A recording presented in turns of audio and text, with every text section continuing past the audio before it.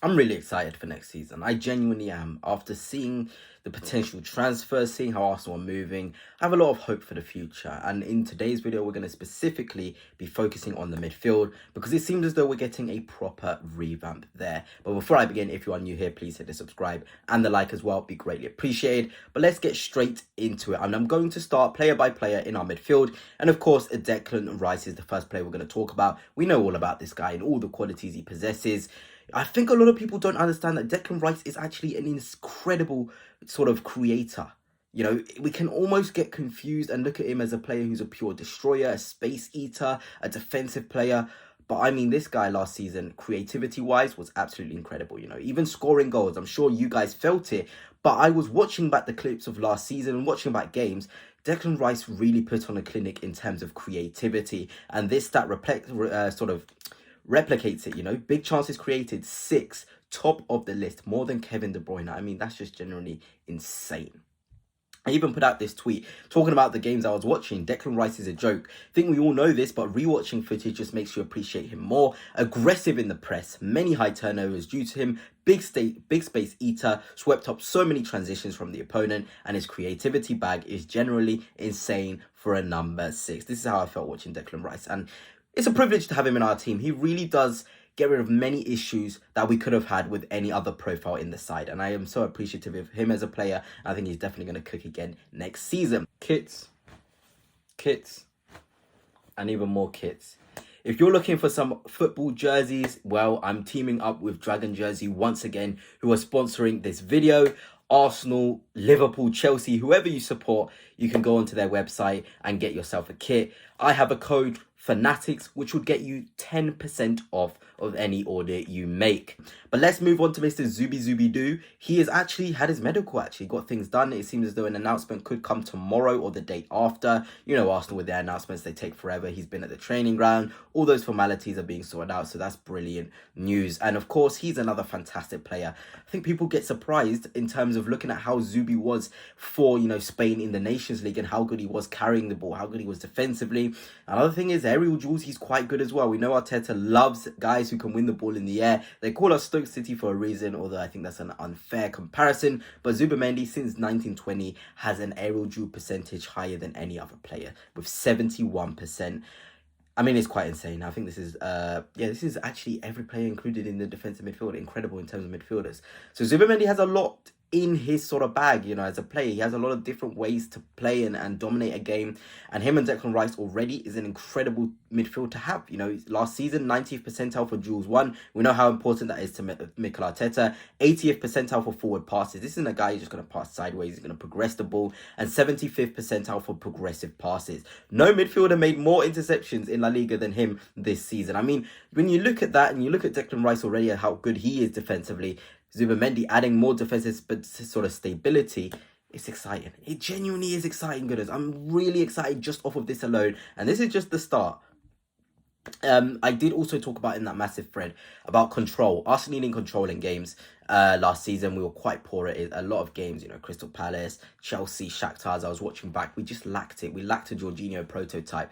I think Zuba Mendy is going to help with that massively. We're going to definitely get to grab games more and have that element of control to dominate. And that is very, very exciting. Now we're going to move on to Lucien Agume. As you guys may have known, I think we all know, Thomas Partey looks more likely to leave the club than stay. So we've got to start looking at the market, start looking at players who can come in and make an impact. And this guy, Lucien Agume, is the definite top target, it seems to be, as a replacement for Thomas Partey, £20 million.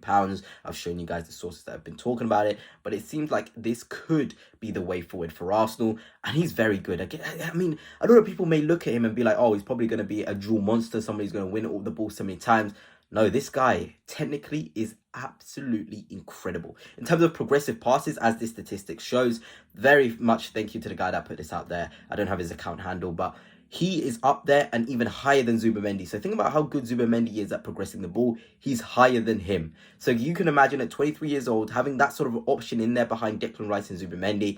It's so good. Honestly, it surprised me when I was watching through the footage, looking at the statistics as well to back it up, that this guy is so good on the ball. He's very good at defending space as well.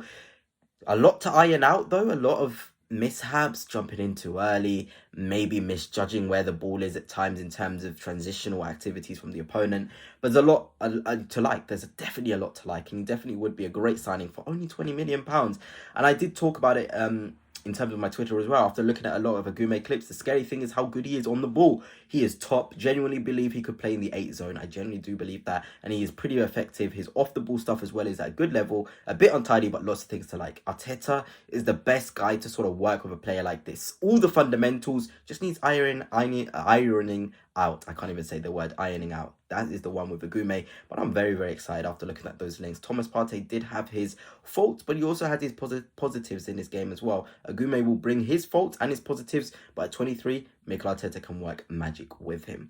And of course, Mr. Martin Erdigard, there's a lot of talk about him. But yeah, you know, he just isn't the player that we want him to be. He's so good at progressing the ball from the middle third to the final third. But once being in the final third, being penetrative, being that sort of ball player, he hasn't got those sort of genes or that speciality in his game. A lot of his lofted balls, you can almost get a bit frustrated with him. Anywhere up until the final third, Erdigard is one of the best midfielders in the world. Finding pockets, one of the best in the world.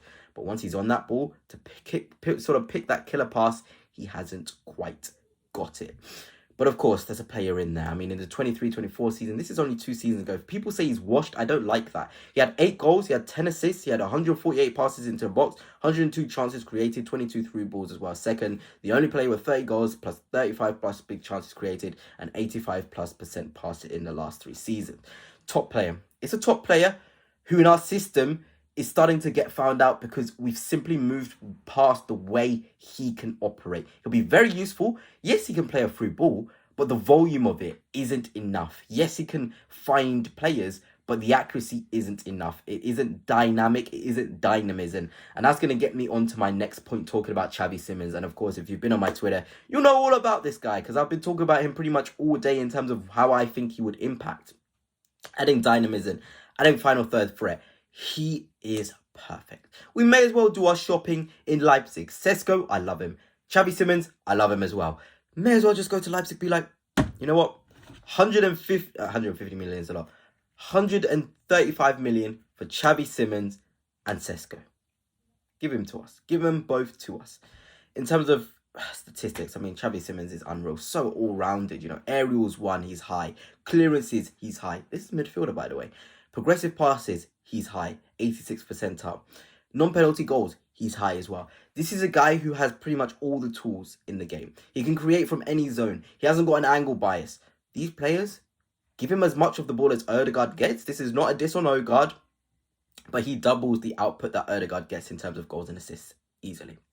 And that's the reality of it. And we're a top team. We've got to be a bit cruel. Erdigard will have his uses in certain games, but my word, Xavi Simmons is a game changer. He genuinely is, because looking at these statistics as well, in a poor Leipzig side, he got 19 GA in 33. Season before that, 23 GA in 43. Season before that, 33 GA in 48. I mean, it's incredible. Output is incredible. Player, I love it. I genuinely love it. And there is the sort of sources that have come out to say that the interest is there. I'm not just speaking from thin air. Build and Fabrizio Romano as well has mentioned us as a team interested. 65 million, I'd pay it in an instant. 100%. He's worth it. Only so young, 23. There's a lot to work with, lot to like. He can be a game changer and come into the side straight away and make an impact. And of course, like I said on my Twitter, I was raving about him. The more I watch him, the more I fell in love. He's not afraid to do the penetrative pass. He can deal with contact in his back in terms of the physicality of the league. He is dynamism, which I've been saying Arsenal very much lacked last season. But anyway, goodness, that's it for now. Hope you have enjoyed, and on to next time. Peace.